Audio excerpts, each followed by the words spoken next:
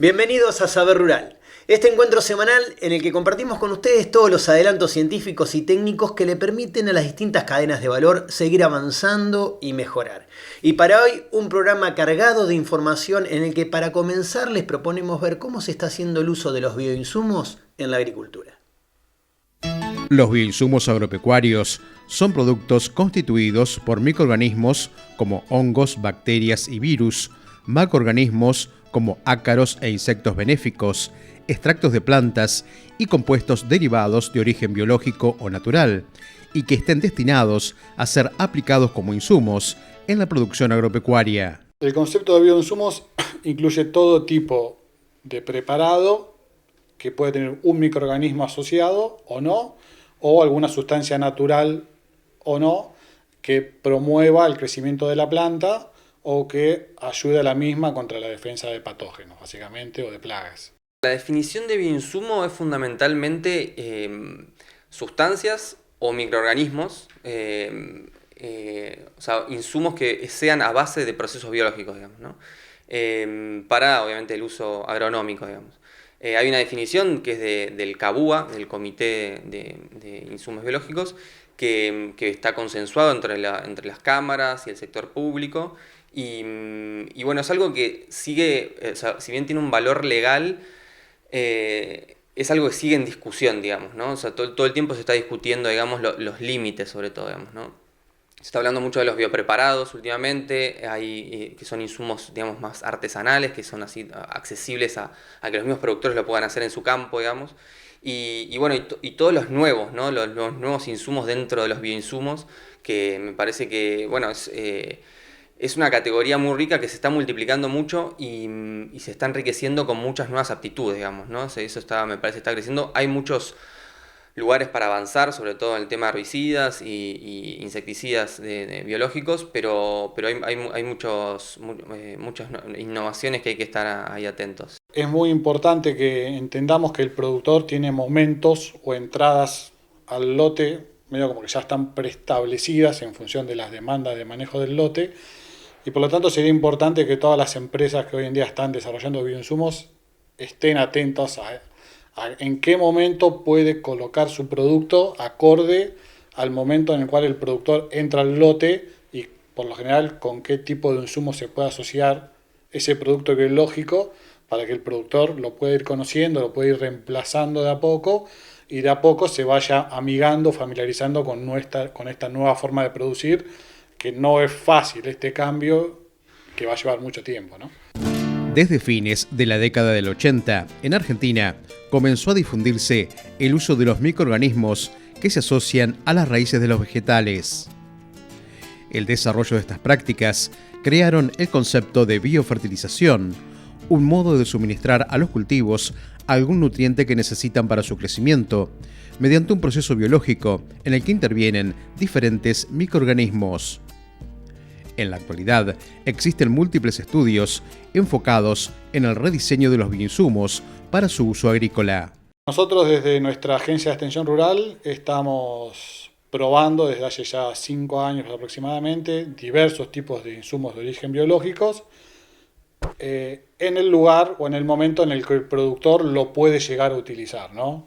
Por lo general inoculados en la semilla, que cuando el productor por ejemplo ya está acostumbrado a tratar la semilla, o aplicados de manera foliar, puede ser junto con un herbicida o no, antes de que cierre el surco para el control de malezas o algo de eso, o aplicado por ejemplo en hoja bandera o en algún estadio específico en soja o en maíz, donde sabemos que el productor entra para hacer alguna cuestión de manejo y bueno, lo estamos probando ahí, ya sea aplicados tanto en semilla como foliar, y también lo estamos probando en el caso de las gramíneas con distinto nivel de nitrógeno aplicado químico, como para ver en qué medida podemos ir reemplazando o bajando gradualmente ese insumos de síntesis química por productos biológicos.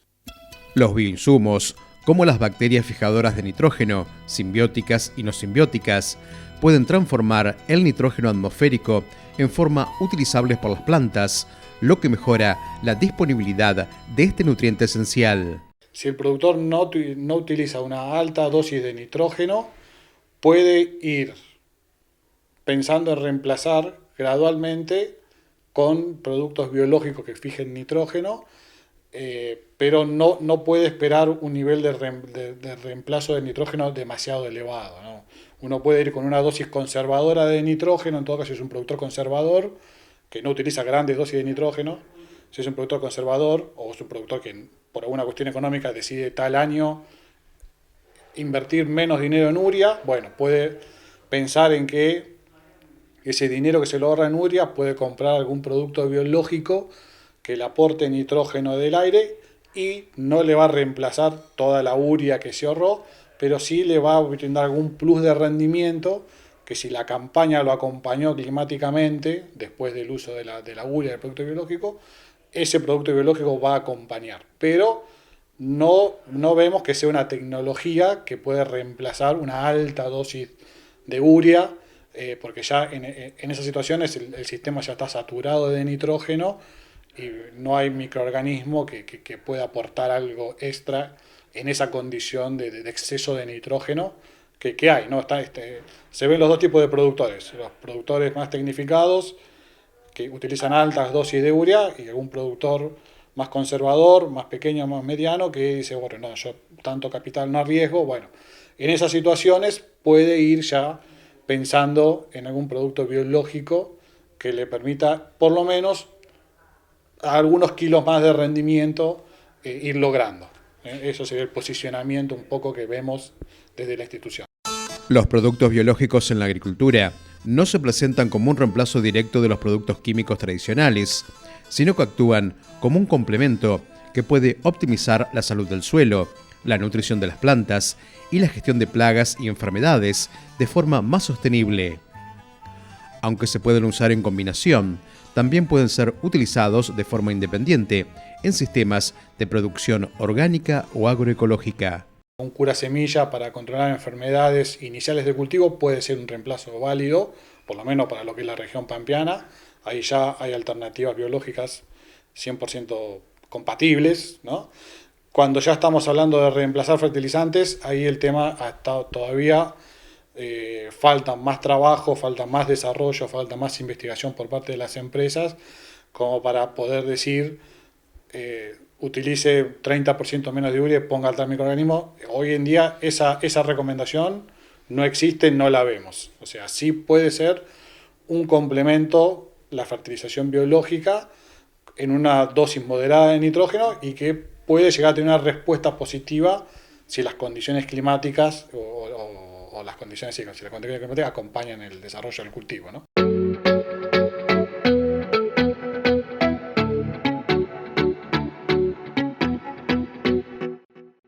Acabamos de ver cómo el uso de bioinsumos se está llevando a la agricultura por el camino de la sostenibilidad. Y si se quedan con nosotros después de la pausa, tenemos mucho más saber rural para compartir con ustedes para mejorar la producción.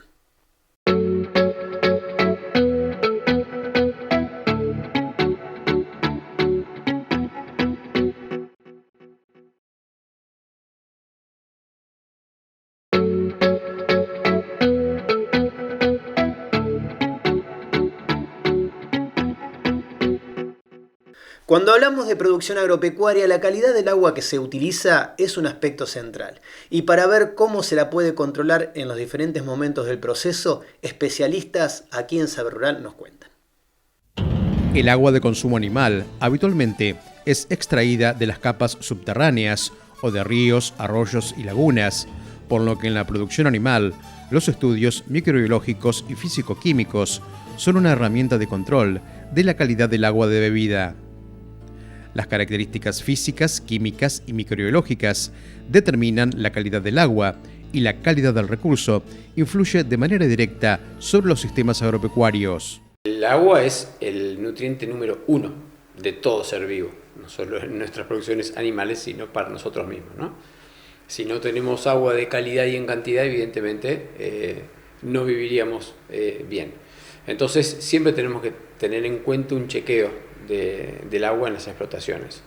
En general lo que se recomienda, o sea, hay diferentes tipos de análisis.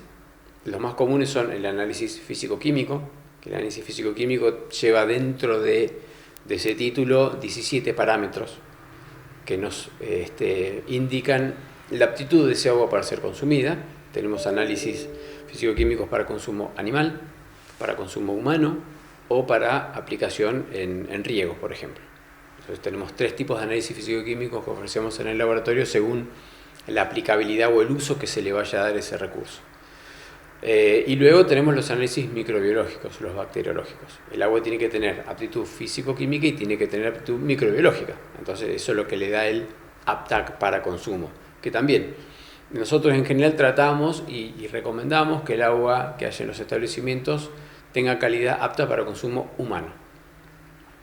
Porque evidentemente los empleados toman agua también de esa napa o de ese molino o de esas bombas, además de los animales. Entonces tenemos que asegurarnos que tanto la gente que trabaje en el establecimiento como los animales consuman un agua de calidad. El agua puede ser un agente transmisor de enfermedades y su manejo inadecuado en los sistemas productivos es un factor de riesgo. Las acciones preventivas en relación a la sanidad animal en la producción primaria requieren continuos controles de la composición físico-química y microbiológica. Incide de múltiples formas, porque si nosotros tenemos un agua de mala calidad microbiológica, podemos ya directamente incidir e influir en diarreas en los animales. Si tenemos un agua de mala calidad físico-química, por ejemplo, mucho tenor de magnesio, nos va a generar diarreas osmóticas, sobre todo en lechones o en terneros es muy común, en bovinos. Si tenemos agua con mucho contenido de sales, nos va a incidir en la solubilidad de un antibiótico que nosotros mezclemos en el agua. Entonces, por donde lo miremos, es problema. Después, si el agua tiene muchas sales también, esas sales se van a ir impactando en el interior de los caños y de los codos del establecimiento, y eso hace que las bacterias también se vayan pegando ahí. Entonces vamos a tener asociado a una salinidad elevada, justamente por rugosidad en los caños y cambio de flujo en el agua, depósito de bacterias y contaminación bacteriana en el agua. Y además, bueno, ni hablar que todos los sistemas de bebederos o chupetes o válvulas de las bebidas se pueden ir tapando justamente por un acúmulo de sales. El agua siempre obviamente se va contaminando porque tenemos el agua residual que el animal no toma, y todo eso se va mezclando con el mismo efluente del animal. Entonces, para eso están las lagunas de tratamiento de efluentes, donde ese efluente originalmente era, y a nivel del mundo, donde siempre se consideró el efluente como un problema, y ahora es una oportunidad, porque el efluente tiene características agronómicas, de uso agronómico, que nos pueden reducir el uso y la cantidad de fertilizantes. Pero ese efluente tenemos que controlarlo, porque ese efluente a veces en algunas explotaciones se usa para lavado, por ejemplo, cuando pasa después de su tercera laguna. Entonces hay que hacerle un control microbiológico para ver que no estemos justamente lavando o enjuagando con agua contaminada. Y luego, si ese efluente, se le pueden hacer análisis físico-químicos para ver si tiene aptitud para riego. O sea, podemos tener aptitud para volcarlo en un acuífero o para riego. Entonces, tenemos que checar, porque si el contenido de sales es demasiado y nosotros regamos, vamos a estar salinizando demasiado ese terreno. Entonces, recomendamos para el efluente los 2 tipos de análisis, microbiológico y el físico-químico según, o sea, tenemos diferentes esquemas de análisis en el laboratorio para los diferentes usos que se le va a dar a ese efluente. El uso de herramientas de diagnóstico se puede ver perjudicado en muchos casos por factores limitantes como no contar con muestras de calidad para el estudio. La toma de muestras en los procesos productivos y su remisión de manera adecuada al laboratorio es el punto de partida para lograr estudios que describan con exactitud el estado de situación. Nosotros tenemos que contar y recibir una muestra lo más parecida a lo que era en su estado en el momento que la tomaron. Nosotros tenemos una declaración de conformidad que dice que el laboratorio no puede hacerse cargo de los resultados obtenidos a partir de muestras mal extraídas. Entonces, en esa inteligencia hicimos una serie de instructivos, son cerca de 40 instructivos, para la toma correcta, para la correcta extracción, conservación, manipulación y envío de esa muestra al laboratorio. Entonces, pueden ingresar a la página del laboratorio, que es www.laboratoriollamas.com.ar, y ahí, ingresando a la especie, bovino, ave, cerdo, equino, análisis industriales de plantas de alimento, ingresando al rubro, tenemos una serie de instructivos para la toma de muestras.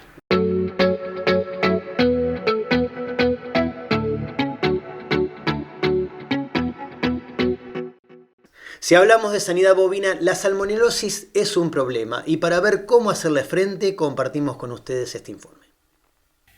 La salmonelosis bovina es una enfermedad infecciosa causada por bacterias del género Salmonella que afecta el tracto digestivo de los bovinos y puede provocar diarrea, fiebre, pérdida de peso, abortos y septicemia, es decir, infección generalizada. Se transmite por el consumo de alimentos contaminados o por contacto directo con animales infectados y es una zoonosis. Es una enfermedad infectocontagiosa que básicamente está afectando a los terneros de corta edad, más o menos puede empezar a los 5, 15, pero principalmente se da en animales un poquito más grandes, de 45 días a 60 días de vida y un poquito más en adelante. Es un grave problema en la producción lechera. Hay distintos serotipos, tanto algunas salmonelas que están más afectando principalmente la parte entérica, ¿sí? O gastrointestinal, y en otras cepas son más de tipo septicémicas, con otra presentación tanto de signos clínicos como de lesiones macroscópicas y histológicas en los animales. Factores de riesgo como el estrés por calor, mala nutrición y enfermedades debilitan el sistema inmune, volviendo a los bovinos, especialmente los terneros, más susceptibles a la infección y a brotes. Dependiendo cuál es el serotipo que está involucrado en el animal, podemos tener desde problemas de diarreas, ¿sí? ¿Por qué? Porque básicamente producen lesiones a nivel intestinal, se dice que producen una enteritis de tipo fibrinosa y eso obviamente lo que conlleva es una mala absorción de los alimentos y animales manifestándose con diarrea. Pero, por ejemplo, también hay otros serotipos que son de tipo septicémico, es decir, que tienen la capacidad de invadir el torrente sanguíneo y distribuirse y producir lesiones no solamente entéricas, sino también, por ejemplo, a nivel respiratorio, a nivel nervioso, y entonces la manifestación clínica que van a tener los animales pueden ir desde el orden de los problemas respiratorios, como tos, a veces disnea, posiciones ortomneicas, o también, por ejemplo, signos de tipo nervioso, temblores, incoordinación, baleos continuos y demás. El impacto económico de la salmonelosis en rodeos bovinos incluye pérdidas directas por mortalidad, abortos, disminución de la producción de leche y un aumento en los costos de tratamiento y mano de obra. Indirectamente, la enfermedad genera pérdidas de mercado por la restricción de venta de animales y productos y puede requerir inversión en medidas de bioseguridad y contención, además de representar un riesgo para la salud humana. Cuando se da, por ejemplo, una presentación de tipo septicémica, lo que ocurre es que en cortos periodos de tiempo se da una morbilidad muy alta y una mortalidad muy alta. Obviamente eso implica económicamente, tiene un impacto económico muy grande. Y otros serotipos, a veces como el entérico, por ahí no producen una morbilidad alta, pero la mortalidad es baja. Sin embargo, esos animales quedan con su performance productiva, porque la parte entérica se ve afectada, se ve disminuida, ¿sí? Entonces son animales que muchas veces después pueden tener alguna otra complicación secundaria, ¿sí? O quedar, como digo, con una performance productiva disminuida.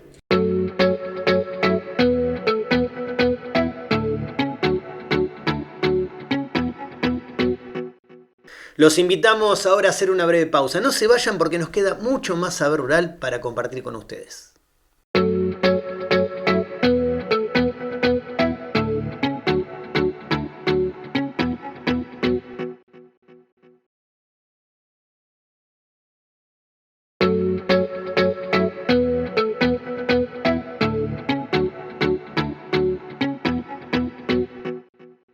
Con la incorporación de las nuevas tecnologías en el campo, tan importante como generar información es saber procesarla para su uso. Y en este segmento de Saber Rural les contamos cómo hacerlo. La evolución técnica en las cadenas de valor agroalimentarias se ha dado a partir de los avances científicos y tecnológicos, reflejándose en modelos productivos que resignifican los métodos tradicionales de manejo y gestión mediante la adopción de nuevas tecnologías. Hoy el productor se encuentra con un gran abanico, ¿no?, de tecnología de todo tipo, sea desde plataformas digitales donde pueden ahí volcar información que genera una máquina, un archivo, ¿no?, sea mapeo, ¿no?, un ejemplo sería ese. Y el tema justamente está en cuál es la necesidad que tienen y cuál es la tecnología que se ajusta a eso, ¿no? Entonces, es importante identificar la necesidad del productor para justamente poder brindarle lo que necesita. No todas las tecnologías son aplicables para todo tipo de producción, entonces lo que justamente vemos es eso, que es importante identificarlo para poder aplicarlo de la manera adecuada. En los últimos años han manifestado una evolución prácticamente exponencial y creo que se va a seguir asentando conforme vaya aumentando la demanda, como creemos que está pasando ahora en estos últimos años. Sin embargo, hay un aspecto interesante para remarcar en ese repunte de los avances tecnológicos que nos permiten medir lo que antes no se podía medir. Creo que es el gran punto importante de las mejoras tecnológicas. Que las personas y los procesos no han acompañado esa evolución tecnológica, y es un punto importante porque las tecnologías son imprescindibles, pero por sí solas no son suficientes, y creo que es un punto a remarcar. Y bueno, hay que alcanzar hay que reducir esa brecha entre las tecnologías y las personas y los procesos, es un punto importante.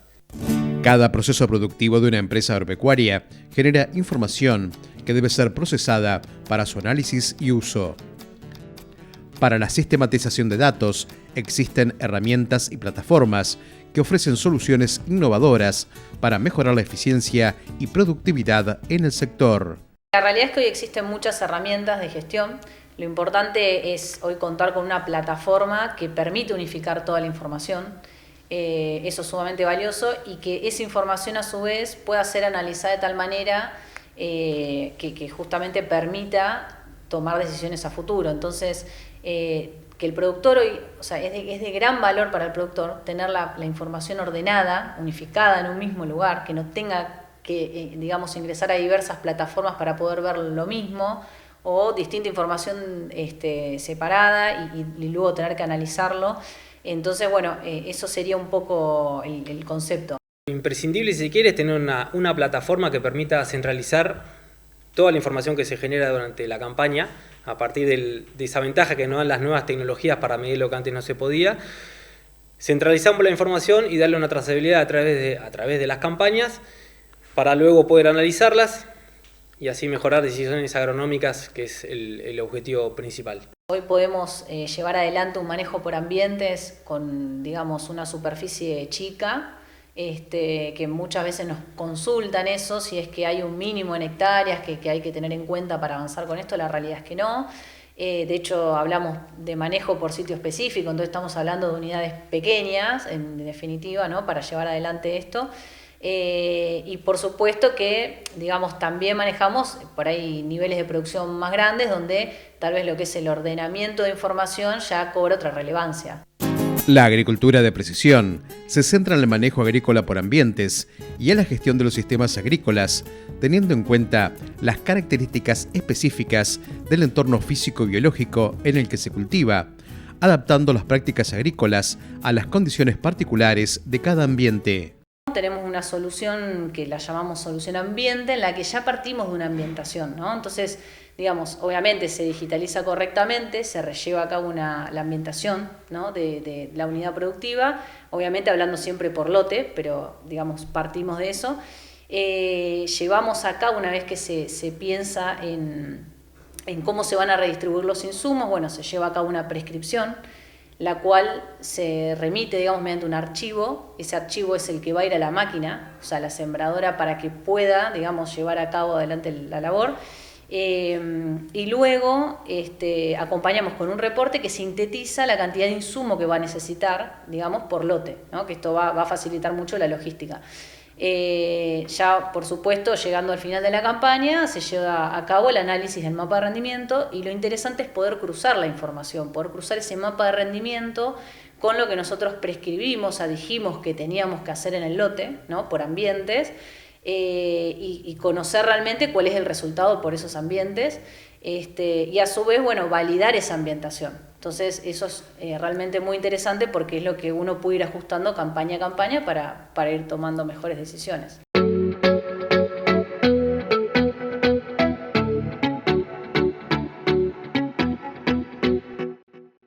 Amigos del campo, de esta manera llegamos al final de este programa. Muchísimas gracias por habernos acompañado una vez más. Nos vamos hasta dentro de una semana, cuando los estaremos esperando para compartir nuevamente juntos, como siempre, mucho más saber rural.